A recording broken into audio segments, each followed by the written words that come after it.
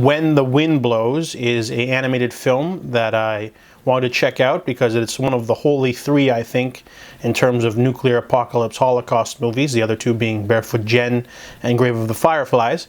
But this one is about Bill and Hilda. They are an old English couple living in the countryside, retired, and they live a very idyllic life. And on the radio they hear about some news about a nuclear war going on with Russia. So they have only like a few days to prepare.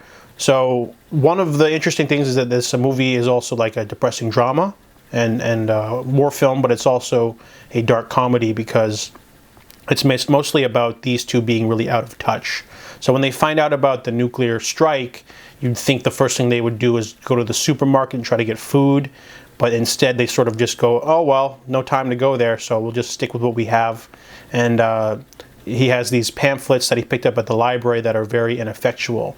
So he starts he starts taking doors off of their hinges and making a shelter against the wall and painting the windows with white paint, but not 100% sure if the white paint has lead in it or not.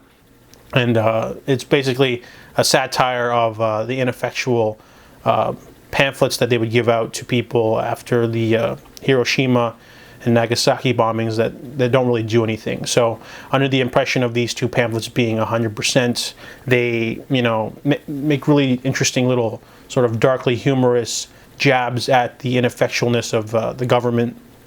For example, one of the items they said that you should have is peanut butter, but they don't have any, and they're like, well, we don't actually even like peanut butter. And then little things like that. But basically after the bomb drops, everything gets vaporized, and they sort of have this weird cheery optimism because they're following the pamphlet, so they think that like backup will come by and give them food and water and give them pills that would fight off the radiation sickness. They think they're going to go have a pint with the neighbor later. They're probably unaware that they're probably the last ones alive, maybe. And then of course they slowly succumb to radiation sickness. So it's a very depressing, dark themed movie. It's not for the faint of heart, but it's also simplistically animated with some really interesting sequences, like a flashback sequence of their marriage, or imagining a Rusky showing up to kill them because they're at war.